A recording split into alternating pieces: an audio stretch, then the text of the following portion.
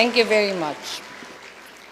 Brother Dodo Fernandez, our brother president, Mr. Ben-Hur Ong, our chancellor, Mr. Angelo Marco Lacson, our vice chancellor for academics, Ms. Maria Veronica Templo Perez, our vice president for Lasallian Mission of Student Life, Brother Mike Valenzuela, administrators, faculty members, staff, graduates, parents, magandang umaga po sa inyong lahat. For many of you, I am sure college required finding a place for everything, managing class schedules, schoolwork, and extracurriculars, scheduling hangouts with possibly several circles of friends, making time for your significant others, making time for family, making time for yourself. And I do not merely speak of meticulous organizational skills, but rather of a particular kind of compartmentalization born of the desire to carve out spaces for things that matter, studies, hobbies, and advocacies, and of course, your own personal well-being. In doing so, you struck a balance between important aspects of your college life and ended up making the most of your years within the hallowed halls of your chosen institution. Today's commencement celebrates your success in ensuring that everything that mattered to you found its rightful place. So congratulations, because you did it. I am proud of your persistence, your determination, and your capacity for compassion amidst some of the most demanding years of your lives. But however difficult the last few years may have been for you, I am sure you also realize that the coming days will have its own set of challenges. Because as much as you are a generation of courage and grit and adaptability, you are also a generation of uncertainties and anxieties. You read about wars, climate emergencies, widening gaps of inequality. You know of discrimination, of the uphill battle in ensuring the recognition of everyone's right to express themselves. You bear witness to the persistence of injustices, even as you yourselves try to do right by your communities and the country.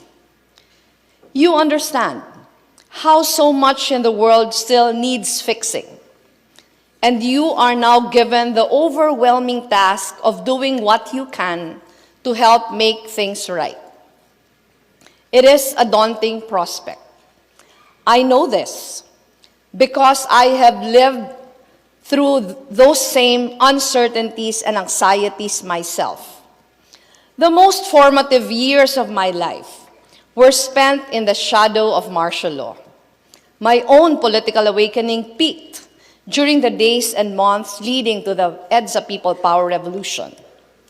So while our contexts and circumstances are different, our worries run parallel to each other.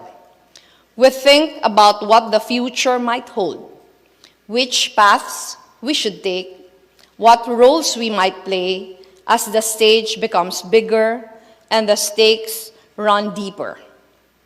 What I can offer you is the benefit of hindsight.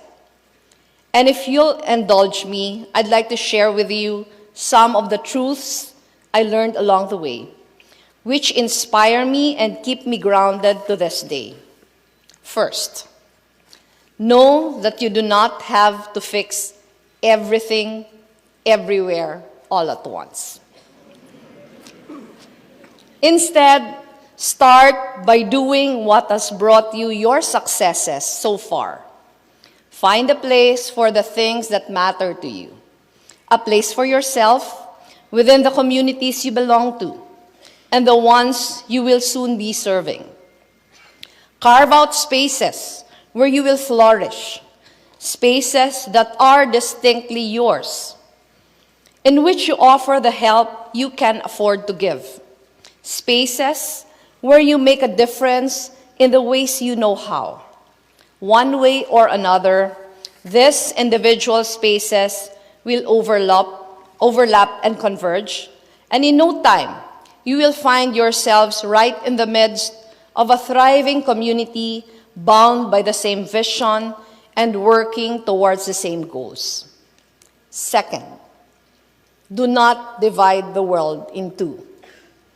There will be those who try to make you think that the field is always so narrow, that there are camps and affinities to which you owe your loyalty, making the other side the enemy. But that is not the case. Things are very rarely exclusive or binary because everything is interconnected, especially when we talk about building a nation. We share a single horizon. Forging ahead and marching towards this horizon requires finding common ground with others, starting conversations about the things we share rather than those which divide us. In this way, we can draw strength from each other and move forward together.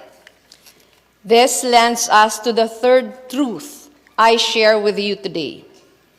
You do not have to do things on your own.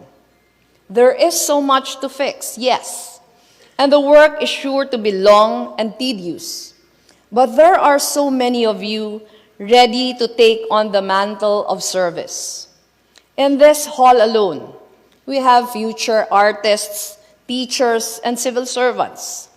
We have future captains of industry who will lead the way to more sustainable practices. We have musicians and writers and multimedia practitioners who will document the spirit of our times so that those who come after us may draw from a deeper reservoir of wisdom. We have future leaders who will remain grounded in a kind of leadership that embodies your core values of faith, service, and communion and mission. As long as each of you find the places where you best serve yourselves and your fellow Filipinos, and as long as you serve with the excellence, integrity, and creativity that is characteristic of Benildians, you will have done your part in building a nation that lives up to the future you envision. So once again, congratulations everyone. I feel the same deep sense of pride for you as all those who have been with you throughout this journey. Know that you are capable of much greater heights than you can imagine, as long as you work together in pursuit of the shared horizon. And know that I look forward to seeing each of you do the best that you can. So, animo, Benilde.